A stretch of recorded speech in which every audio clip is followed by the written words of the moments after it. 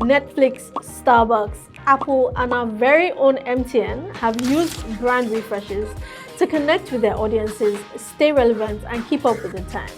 It's not a new strategy, but it is one that works when done right. If you're watching this, then you'll probably know that there's something off about the way your brand currently looks, or maybe you're just curious about how to make your already awesome brand even better. Well, stick to the end of this video to find out how to leverage a brand refresh to make your business look and do better. Before we get into the video though, can you think of any brands from your childhood that have stayed the same? Name them in the comment section below, and don't forget to hit the bell button to subscribe to our channel for more helpful business advice on how to achieve financial prosperity. Hi guys, Kemi here, and I'm back with another episode of How to Prosper. In today's episode, I'll be talking about what a brand refresh is, how to know if your brand needs one, and I'll be walking you through the steps to successfully refresh your brand. Let's get into it. So, what is a brand refresh? A brand refresh happens when a business makes moves to ensure that they're keeping up with current marketplace trends by redefining the brand's visual and verbal language across all of its touchpoints. What this simply means is that you're changing the way you look and sound on every platform where you engage your customers. This could be online or offline for those of us with physical locations or who have hardware or sell hardware. A brand refresh is a tactical decision that might need to happen if you look and feel stale, or if people are confused about what you do because of how you look. Times are changing fast, and so are our customers' likes and dislikes. Minimalistic logos became a hot trend circa 2015, and many popular brands see this as an opportunity to refresh their logos, right? Like how Instagram went from this to this, and how MasterCard went from this to that. And the many other brands who revamped their visual identity to fit customer tastes at the time. Advertisers back in the 80s could have never fathomed the need to make their brands look and sound inclusive. Can you imagine? However, failure to do so in 2022 could lead to a limited customer base, or worse, strong brand detractors who torment your life on social media. Now, a brand refresh is often mistaken for a complete rebrand. No, my friend. These are two entirely different decisions with very different outcomes. A brand refresh is like getting a makeover, you know, a little logo change here, a new sales script to make your brand sound trendier there. While a rebrand is full-blown plastic surgery. You go in one way and you come out an entirely different company.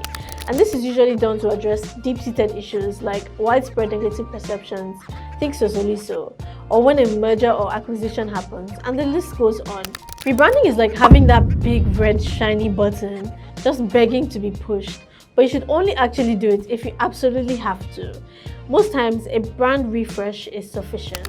So I bet you're wondering how to refresh your brand, or if your brand even needs one in the first place. You may be thinking, what's wrong with the current branding? Is it even worth the financial and time investment? But here's the thing, a brand refresh can not only help you better connect with your customers and put you on the map to find new ones, but when done properly, it can deliver very nice financial results as well. The great thing about a refresh is that you can scale it up or down depending on how much you're willing to invest. It's all about the principles you follow to make sure that your refresh makes a huge impact, and I'm going to share them with you right now. You need to start by taking an audit of your brand. Ask yourself questions like, is our brand currently doing what we need it to do? Is it still fit for purpose?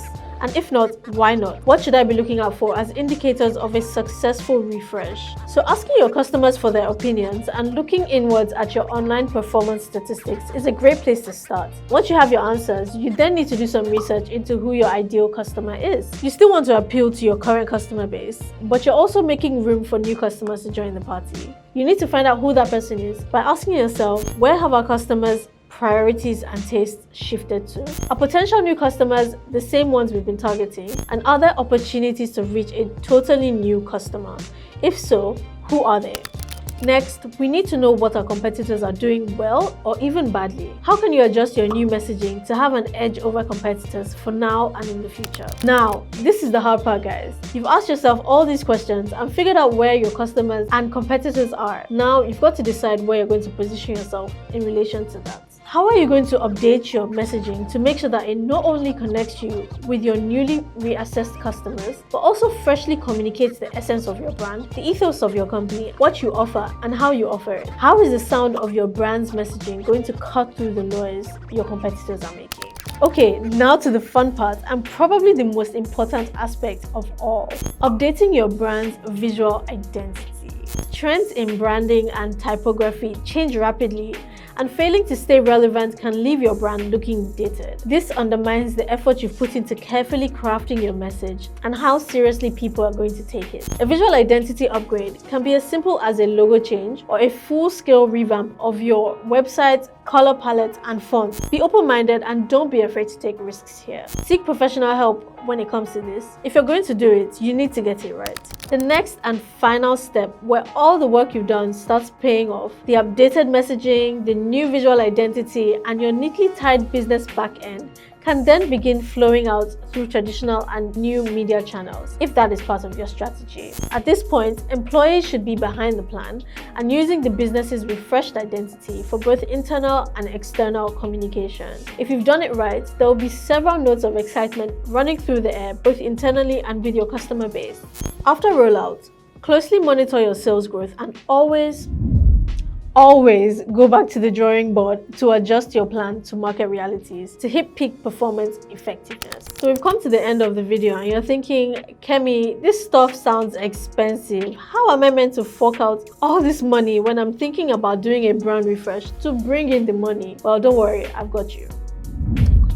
Prospa gives loans to business owners that can go towards costs just like this. Apply for a Prospa account in just 5 minutes, transact through the app up to 200,000 and use your account for a minimum of 30 days to become eligible for a Prospa loan of up to 1 million naira. Think about it, you can have funding for this project 30 days from now. How cool is that? So that's it guys. If you're ready to switch things up a little or a lot, a brand refresh should be the next thing on your to-do list. Go ahead, write it down. Write it down. Okay, I'm just kidding.